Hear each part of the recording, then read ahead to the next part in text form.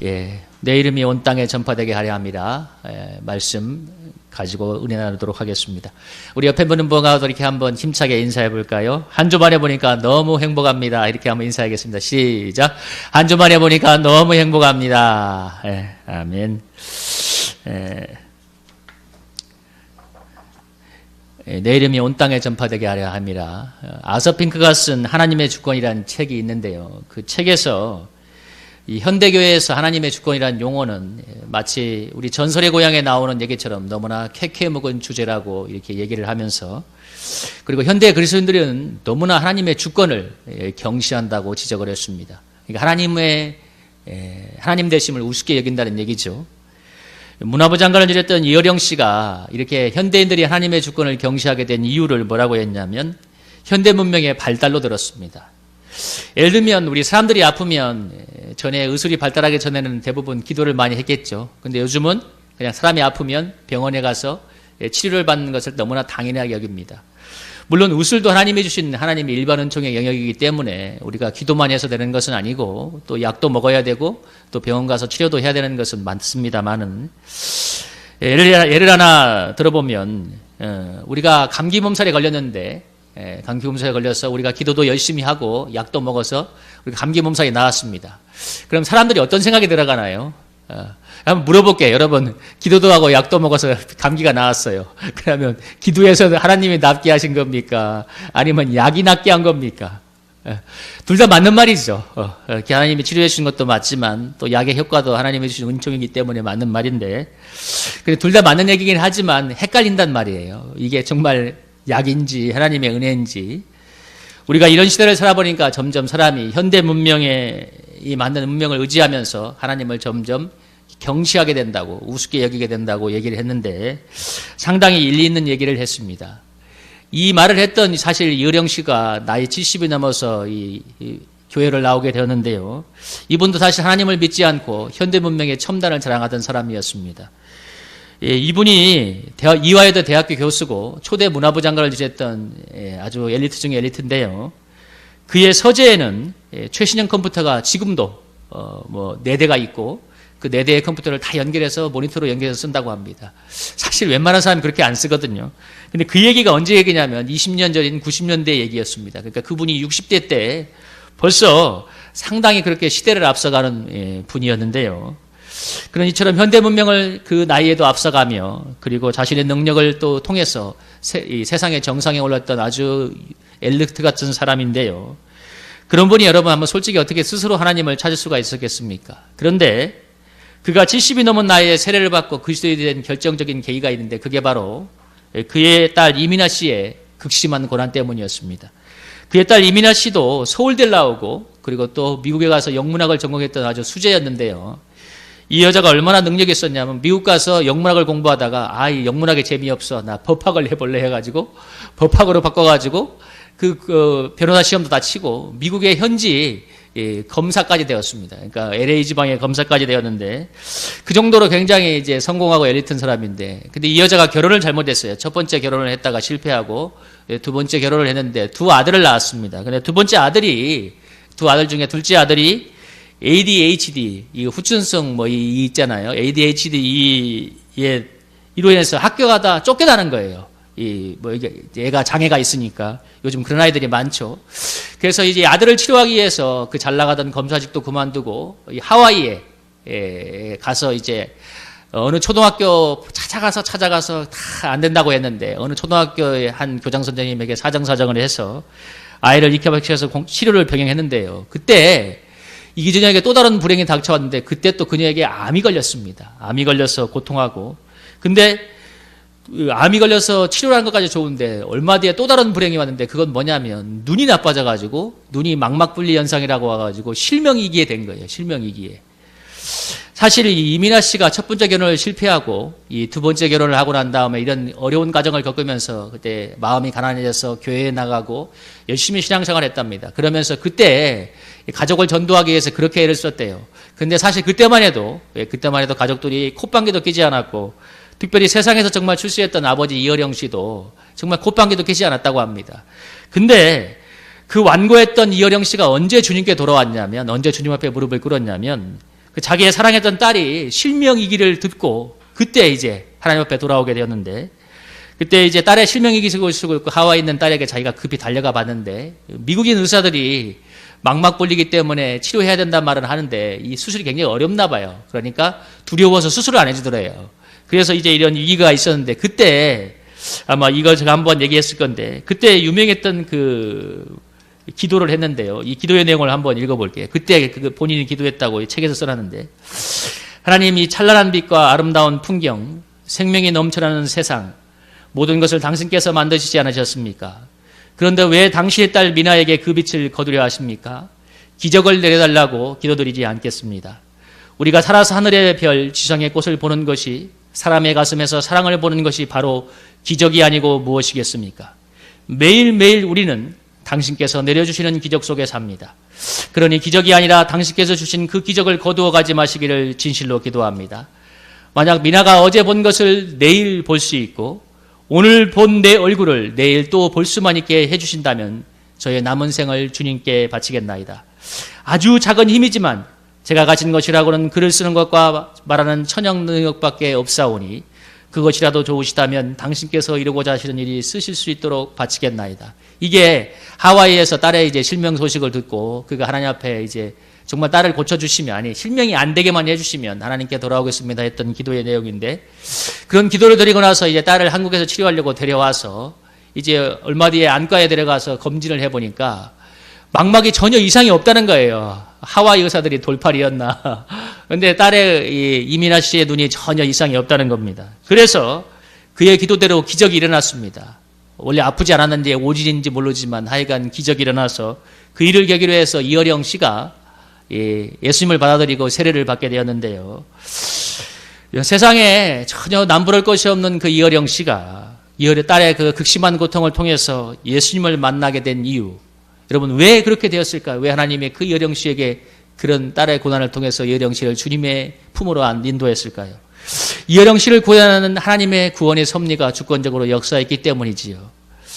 그리고 그렇다면 한번 물어볼게요. 여러분, 하나님이 왜 많고 많은 사람 중에서 왜 하필 이어령 씨의 삶에 그렇게 구별하시고 역사하셔서 그가 주님께 돌아오게 하셨을까요? 좀 더 이 질문을 바꿔 말하면 왜 많고 많은 사람 중에서 저와 여러분을 하나님이 택하셔서 구별하셔서 예수님 믿게 하시고 지금 이 자리에서 예배드리게 하고 계실까요? 여러분 한번 생각해 보십시오. 참 신비로운 일 아닙니까? 그건 사실 어떤 이유가 있는 것이 아니고 우리가 뭐 세상 사람보다 좀 더 선하거나 능력이 있다거나 이런 것이 아니라 가장 그냥 명확하고 확실한 대답 하나는 하나님의 주권이라는 것입니다. 근데 하나님이 그렇게 택하였기 때문에 이루어진 일이라는 얘기죠. 오늘 본문에 등장하는 바로와 모세가 그러하지 않습니까? 왜 하나님이 모세는 이스라엘의 출애굽의 역사에 그렇게 아름답게 쓰셨을까요? 여러분, 모세의 인생이 정말 고난도 많지만 모세만큼 정말 드라마 같은 인생을 살 사람이 없죠. 여러분 생각해 보세요. 한번 상상력을 발휘해 보세요. 모세가 지팡이를 들고 홍해바다에 섰을 때 그 바다가 갈라지는 그 엄청난 기적을 봤을 때, 여러분 전무후무한 기적 아닙니까? 바다가 갈라지는, 그래서 수백만의 이스라엘 백성이 그 육지 같은 그 바닷길을 따라서 건너가는 그 출애굽의 주인공 아닙니까? 역사상 그런 기적의 주인공, 두 번 다시 나타나기 힘든 주인공이 바로 모세였고, 하나님이 그런 모세를 선택하셔서 그런 기적의 주인공, 능력의 역사의 주인공으로 아름답게 들어 사용해 주셨는데요. 반대로 모세가 이렇게 쓰임받았다면 오늘 또 등장하는 바로는 출애굽의 역사를 막는 악역으로 쓰임을 받았습니다. 출애굽기 곳곳을 읽어보면 하나님이 뭐라고 얘기하냐면, 하나님이 바로의 마음을 완악하게 해서 여러 가지 재앙에도 불구하고 이스라엘 백성을 내어보지 않았다고 기록하고 있는데요. 그래서 언제 바로가 내어버렸냐면, 우리가 아는 것처럼 10가지 재앙의 마지막 재앙이 애굽의 모든 장자가 죽는 재앙이었잖아요. 그러니까 애굽의 모든 처음 난 것들, 첫 아들, 모든 짐승까지도 모든 초태생이 죽는 대참사를 겪고 나서야, 그런데 이 이스라엘 백성을 내어보내줍니다. 그런데 또 곧바로 다시 마음이 완악해져 가지고 이스라엘 백성을 추격하다가 홍해바다에서 애국 군대와 함께 수장되고 말았잖아요. 바로는 출애굽의 역사에서는 없어서는 안 될 악역이었는데, 여기 오늘 질문을 뭐라고 합니까? 왜 모세는 하나님이 긍휼의 구휼로 사용하시고 왜 바로는 하나님의 심판의 그릇으로 쓰셨을까? 이 질문을 하는 거예요. 그것을 뭐라고 얘기합니까? 이 19절부터 21절 사이에 하나님의 주권이라고 얘기하고 하죠. 토기장이가 진흙으로 하나는 귀한 그릇을 만들 수도 있고 또 하나는 천한 그릇을 만들 수도 있지 않느냐. 그렇지 않나요? 토기장의 마음 아닙니까? 여러분, 도자기공이 진흙을 가지고 고려청자를 만들 수도 있지만 도자기공이 기분이 나빠서 여러분 진흙을 가지고 개밥 그릇을 만들 수도 있는 것입니다. 그건 도자기공의 마음인 것이죠. 중요한 것은 그건 이제 도자기공 하나님의 마음인데, 그래서 하나님이 어떤 토기장이 되신 하나님이 어떤 사람은 선택해서 구원의 그릇, 긍휼의 그릇으로 쓰시기도 하고 어떤 사람은 심판의 그릇으로 쓰시기도 한다는 건데요. 그게 하나님의 마음이라는 건데, 중요한 것은 여러분, 저나 여러분이 하나님의 긍휼의 그릇으로 택함을 받았다는 것입니다. 여러분, 그게 얼마나 감사하고 은혜되는 일입니까? 어떤 사람은 심판의 그릇이기도 한데 내가 하나님의 긍휼의 그릇으로 택함 받았다는 것이죠.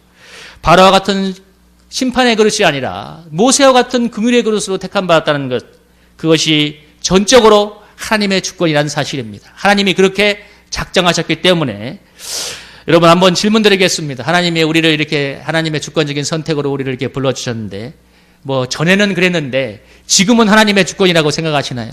그러니까 어제를 말하는 게 아닙니다. 지금 이 순간이 여러분의 하나님의 주권 속에 속했다고 생각하십니까? 오늘 이 중요한 주제인데, 기독교 강요를 썼던 칼빈이 이런 글을 썼습니다. 그 기독교 강요의 하나님의 주권이라는 그 글에서 이런 얘기를 했어요. A라고 하는 사람과 B라고 하는 두 사람이 있는데 똑같은 인생의 고난을 만났습니다. 근데 A라고 하는 사람은 인생의 고난을 잘 극복을 해서 인생의 고난을 잘 극복을 위해서 믿음의 꽃을 피우고 하나님께 영광을 돌렸어요. 근데 B라고 하는 사람은 인생의 고난을 극복하지 못하고 상처와 가시만 남은 인생이 되었는데, 그때 칼빈이 이렇게 질문을 합니다.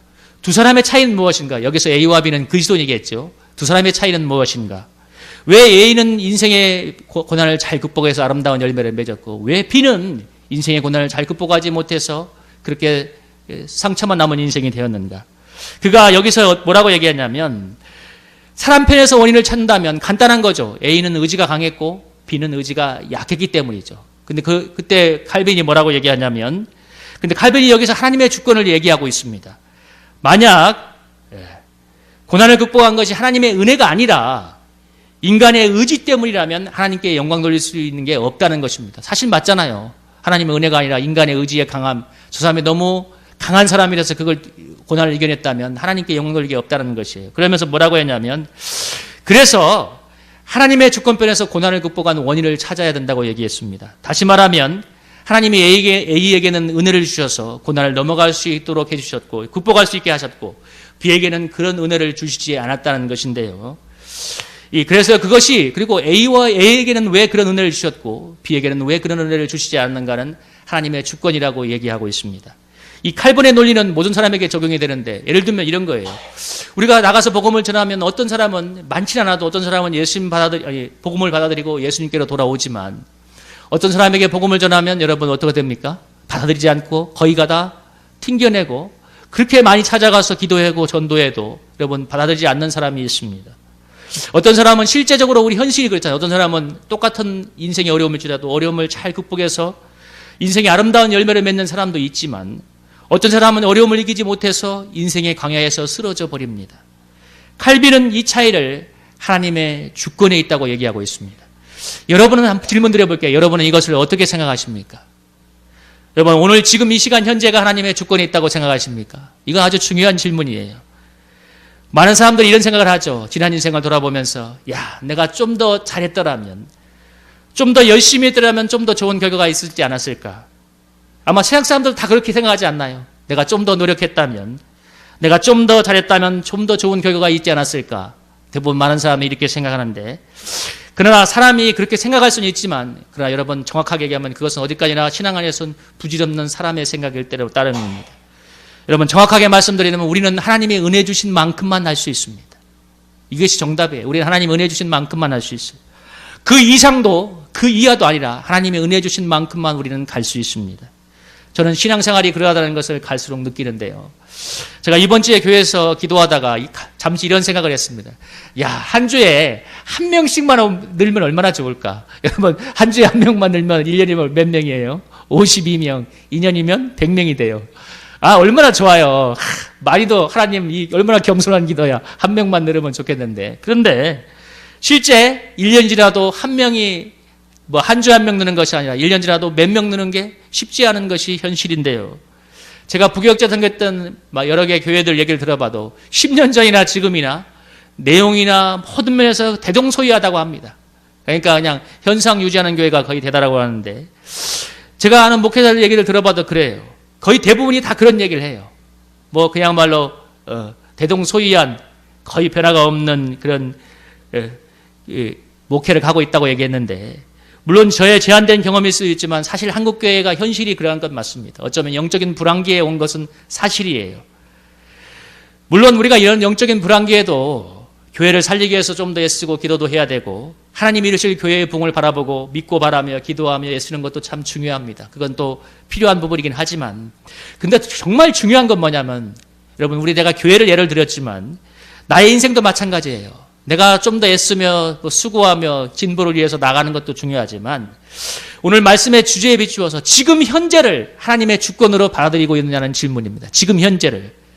내가 좀 더 잘했던 면이 아니라 지금 현재 내가 하나님의 은혜로 받아들이고 있느냐는 것입니다. 왜 그게 중요한가? 현재를 하나님의 주권으로 받아들여야만 하나님께 지금 영광 돌릴 수 있기 때문입니다.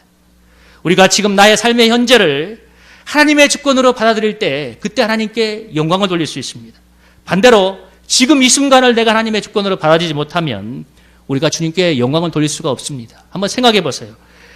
현재를 주님의 주권으로 받아들이지 못하는 것은 바로 지금 이 자리에서 나에게 역사는 나의 하나님의 뜻에 순종하지 않는다는 것과 똑같은 거거든요. 지금 임재에 계시는 그 하나님을 내가 마음으로 받아들이지 않고 있는 것입니다. 지금 현재 하나님의 주권을 인정하고 무릎을 꿇지 않는데 어떻게 지금 하나님께 영광을 돌릴 수가 있겠습니까? 어떻게 하나님을 높일 수가 있겠습니까? 왜? 지금 하나님의 주권을 받아들이지 않고 있는데. 이것은 아주 중요한 문제인데요. 바로 지금 하나님께 주권을 받아들이는 것이 중요한 것입니다. 왜냐하면 우리는 하나님의 영광을 위해서 창조되었고 하나님의 구원의 은혜를 드러내기 위해서 부름받은 존재이기 때문입니다. 오늘 여러분 성경을 한번 잘 읽어보시면 9장 17절 한번 같이 한번 읽어볼까요? 9장 17절 말씀 한번 읽어보도록 하겠습니다. 시작. 곧 너로 말미암아 내 능력을 보이고 내 이름이 온 땅에 전파되게 하려 함이라. 오늘 모세는 출애굽의 위대한 지도자로 쓰임받았지만 오늘 한번 생각해 볼게요. 17절에 바로가 출애굽을 가로막는 악역으로 선택을 받아 쓰임받았는데요. 17절에서 하나님께서 왜 바로를 선택했다고 얘기하고 있습니까? 하나님의 위대한 양력을 드러내어 내 이름을 온 땅에 전파하기 위해서 선택했다고 말하고 있습니다. 여러분, 홍해가 갈라지는 전무후무한 기적을 일으킨 가장 큰 주인공이 누구냐면 바로 모세가 아니라, 여러분 사실 물론 하나님이 하신 거지만 그 기적의 주인공의 가장 큰 공헌자는 누구냐면 바로입니다. 여러분 생각해 보세요. 바로가 애굽의 막강한 군대를 끌고 죽기 살기로 이스라엘을 추격해 왔잖아요. 그 대재앙을 겪고도. 그러니까 이스라엘이 앞에는 바다고 뒤에는 애굽 군대가 쳐들어오는 절체절명의 위기에서 하나님께 부르짖을 때, 그때 홍해가 갈라지는 기적이 일어나지 않습니까? 그리고 바로가 애굽 군대를 이끌고 추격하다가 여러분 그 바다가 다시 회복이 되어서 바로와 함께 애굽 군대가 다 수장이 되었는데요. 오늘 밝은 출애굽기 14장에 나오는 이 내용입니다. 그 다 수장이 되어버렸어요. 그래서 바로는 뭐냐면 하나님의 위대한 능력을 드러내는 심판의 그릇으로 사용이 되었습니다. 바로가 출애굽의 역사를 가로막는 심판의 그릇으로 된 것은 하나님의 위대한 능력을 드러내기 위해서라고 성경이 기록하는데요. 심판의 그릇이 된 바로도 하나님의 영광을 나타내기 위해서 여러분 선택을 받았습니다. 그렇다면 거꾸로 제가 질문드리면, 그렇다면 하나님의 긍휼의 그릇으로 선택받은 우리를 통해서는 하나님께서 무엇을 원하시겠냐 하는 것입니다. 23절에서 로마서 9장 23절에서 이렇게 얘기하죠. 이것도 한번 읽어볼까요? 로마서 9장 23절 시작. 또 영광 받기로 예비하신 바 긍휼의 그릇에 대하여 그 영광의 풍성함을 알게 하고자 하셨을지라도 무슨 말을 하리요? 아멘. 23절에서 하나님께서 우리를 통하여서 영광의 부유함을 나타내고자 우리를 긍휼의 그릇으로 선택했다고 얘기하고 있습니다. 우리가 하나님의 영광을 위하여 부름받고 창조되었다는 것은 성경에서 중요한 주제인데요. 에베소서 1장 5절부터 14절에도 세 번에 걸쳐서 우리의 구원의 이유를 말하고 있습니다. 6절과 12절과 14절에서 세 번에 걸쳐서 하나님의 은혜의 영광을 나타나기 위해서 하나님께서 우리를 구원하셨다고 얘기하는데요. 우리가 이 세상 사람과 별다를 바 없는 죄인이긴 하지만 그러나 하나님이 우리를 구원하신 하나님의 무한한 자비와 은혜를 깨닫게 하시고 그 영광을 찬미하기 위해서 우리를 구원하여 주었습니다. 여러분 27절에 보면 로마서 9장 27절에 보면 바다의 모래와 같을지라도 남은 자만 구원을 받는다고 하지 않습니까? 이스라엘 백성이 수없이 많지만 그러나 남은 자만, 하나님이 남기신 자만 구원을 받지만, 똑같이 이 세상에 사람이 바다의 모래와 같이 많이 있지만 하나님이 선택하여 남기신 자만이 구원의 백성이 되는 것입니다. 중요한 건 그 중에 바로 한 명이 바로 저와 나란 사실, 저와 여러분이라는 사실 기억하시길 바랍니다. 그래서 우리는 이 세상의 관점에서 생각해 본다면, 내가 세상의 관점에서 여러분 성공하든 실패하든, 여러분 잘 나가는 인생이든 아니면 망가진 인생이든 간에 하나님이 남기신 그 한 사람이기 때문에 여러분 우리의 인생은 대박을 친 인생인 걸 믿으시기를 주님의 이름으로 축복합니다.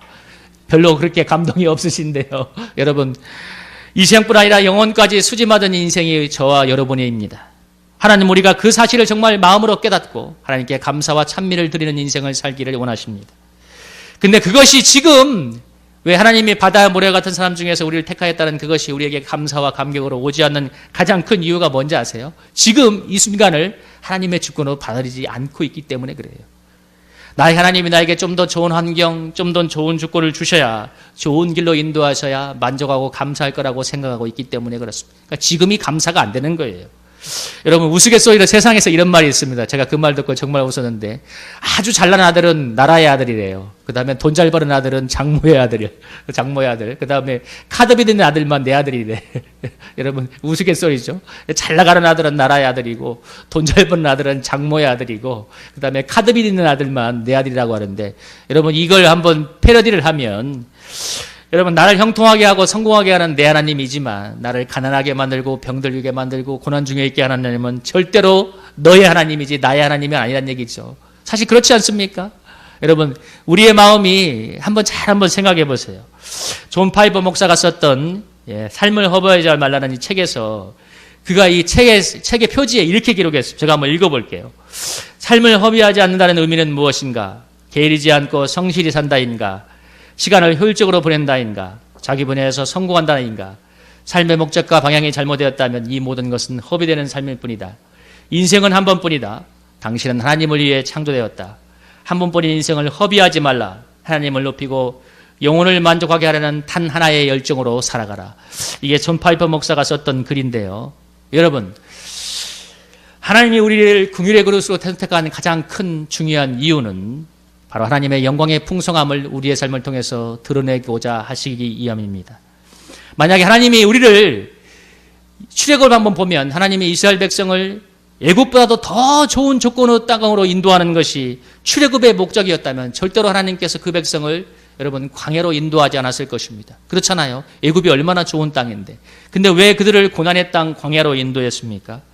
그러나 그들이 살아계신 하나님의 영광을 드러내는 것이 목적이었기 때문에 애굽보다 더 좋은 땅이 아니라 광야로 그들을 인도해 드렸습니다. 광야의 불신 속에서 불신과 불순종, 의상 숭배가 죽고 오직 하나님만을 절대적으로 순종하고 하나님의 말씀에 순종하는 정말 그분의 백성이 되기 위해서, 하나님의 영광의 백성이 되기 위해서 그들을 광야로 인도해 냈습니다. 하나님의 저와 여러분을 왜 불렀다고 오늘 말씀하고 있습니까? 하나님의 영광을 드러내기 위해서, 주의 이름을 찬미하기 위해서 불렀다고 얘기하고 있습니다. 오직 하나님께만 영광을 돌리는 백성. 그래서 하나님이 우리의 인생의 광야 속에서 사실 여러분, 저나 여러분이나 교만과 불순종, 자기 영광이 죽게 하시고 예수님의 십자가만 자랑하도록 우리를 인도해 가고 있습니다. 여러분 그것이 하나님께서 우리 가운데 이뤄가는 아름다운 구원의 역사인 것을 믿으시기를 바랍니다. 구원은 저 죽어서 천국 가서 이루어지는 것이 아니라 지금 이 자리에서 나를 구원한 하나님의 구원의 목적이 이루어질 때 여러분 달성이 되는 것입니다. 여러분 지금 이 자리에서 하나님께 올려야 될 마땅한 감사와 찬양을 올려드릴 때 구원의 놀라운 역사가 우리 가운데 실제적으로 임하게 될 줄로 믿습니다. 구원은 먼 미래가 아니라 지금 바로 현재의 일입니다. 여러분 지금 세상의 수많은 사람 중에서 나를 긍휼의 그릇으로 하나님께서 택하여 주시고 그 택하여 주셔서 나를 불러주신 하나님께 감사와 찬양을 돌리는 그런 저와 여러분의 마음이 될 수 있기를 주님의 이름으로 축복합니다. 내가 원하는 조건을 주시는 그 하나님, 그것이 아니라 지금 이 시간 이 모습 이대로를 사랑하시는 그 하나님께 지금 이 시간 우리의 마음을 열고 여러분 하나님께 감사를 드릴 수 있기를 바랍니다. 저는 너무 자존심이 세고 저도 명예를 중요시하는 사람인데 제가 꽤 오래전에 모교회에서 부흥회를 인도했는데 그 부흥회를 인도했던 목사님이 은사가 많은 분이었어요. 그래, 교육자들 몇 명 앉혀서 이제 애언처럼 이렇게 얘기를 해줬는데 상당히 맞았어요. 은사가 있다고 생각했는데 저에게는 뭐라고 얘기했냐면 몇 가지를 얘기했는데 그 중에 하나 지금도 기억에 남는 게 저하고 뭐라고 했냐면 참 교만한 마음이 있기 때문에 하나님께 훈련을 많이 받을 것입니다. 마음을 낮추세요 했는데 그게 맞았어요. 돌아보니까 저도 하나님께 많은 훈련과 많은 깨어지는 시간이 있었는데 그것이 뭐냐면 하나님 앞에서 내 교만한 마음을 낮추느라 여러 가지 많은 어려움을 당했습니다. 근데 그래서 요즘은 조금은 위대하신 하나님께 정말 제가 아무것도 아닌 사람입니다. 아무것도 아닌 존재입니다 하면서 하나님께 영광을 돌리고자 기도하고 있는데요. 여러분 우리가 죽으면 한 주먹으로 사라지는 자기 인생, 한 주먹으로 사라지는 아무것도 아닌 인생을 위해서 목숨을 걸어가는 그런 사람들 속에 살고 있지 않습니까? 세상은 자기를 위해서 자기 인생을 위해서 목숨을 걸다가 사라지는데 그러다가 한 주먹으로 사라지는 그 인생 속에서 하나님이 우리를 택하여 불러주심으로 하나님의 위대하고 무한한 영광을 찬미하도록 하고 계십니다. 지금 이 순간 하나님께 영광을 돌리는 구원의 백성이 되도록 여러분 저와 여러분을 빚어가고 있습니다. 인생의 광야에서 연다해서 하나님만을 높이고 예수님의 십자가만을 자랑하도록 하나님이 인도하고 계신데요. 토기장이 되신 하나님이 허망한 자기 영광을 위해서 살다가 멸망을 받았던 바로와 같은 그릇이 아니라 정말 모세와 같이 하나님의 영광을 드러내는 그릇이 되기 위해서 우리를 영광의 그릇으로 지금 빚어가고 있습니다. 그 하나님의 손길 속에서 사랑하는 성도님들 때로는 내 인생이 때로는 낮아지고 깨어진다고 할지라도 그것이 하나님의 축복의 손길인 것을 믿으시기를 주님의 이름으로 축복합니다. 우리가 이 하나님의 주권을 인정한다면 때로는 내가 낮아지고 깨어지는 시간들도 하나님의 영광을 위한 그릇으로 빚어지는 정말 하나님의 아름다운 섭리로 해석이 될 줄로 믿습니다. 그래서 제가 지금 이 순간 하나님의 주권을 말씀드리는 거예요. 여러분은 어떠합니까? 한번 질문해 볼게요. 만약에 내가 높아지고 내가 영광을 받는 자기 영광의 관점에서는 내가 깨어지고 낮아지고 고난을 받는 것은 절대 있으면 안 되는 일이죠. 절대 있으면 안 되는 일이죠. 그러나 위대하신 하나님께 영광을 돌리는 구원의 관점에서 그리고 십자가의 은혜만 자랑하는 구원의 관점에서 깨어지고 낮아지는 것은 하나님의 주권에 있는 일인 줄로 믿습니다. 여러분 과거도 하나님의 주권이고 미래도 하나님의 주권입니다. 여러분 믿으십니까? 중요한 건 지금이 바로 하나님의 주권인 것을 믿으시기를 주님의 이름으로 축복합니다. 바로 지금입니다. 미래도 하나님의 주권이지만 지금이 중요한 거예요. 여러분 이 하나님 지금 역사하시는 그 하나님께 우리의 모든 것을 내려놓고 하나님께 돌려야 될 마땅한 감사와 찬양을 올려드릴 수 있기를 주님의 이름으로 축복합니다. 모든 인간의 자랑을 내려놔야 됩니다. 저도 그렇고 모든 사람이 자기를 자랑하고 싶은 마음이 있는데 그 인간의 자랑을 다 내려놓고 정말 주님의 십자가만을 자랑하는 주님의 백성이 되시기를 주님의 이름으로 축복합니다. 하나님이 그걸 위해서 저와 여러분을 불러주신 사실을 기억하시기 바랍니다. 그 하나님께 이 시간 합당한 감사와 찬양을 올려드리는 저와 여러분이 될 수 있기를 주님의 이름으로 축복합니다. 우리 이 말씀을 읽고 한번 기도하도록 하겠습니다. 한번 17절 18절 함께 읽어볼까요? 시작. 성경이 바로에게 이르시되 내가 이를 위하여 너를 세웠으니 곧 너로 말미암아 내 능력을 보이고 내 이름이 온 땅에 전파되게 하려 함이라 하셨으니 그런즉 하나님께서 하고자 하시는 자를 긍휼히 여기시고 하고자 하시는 자를 완악하게 하시느니라. 아멘.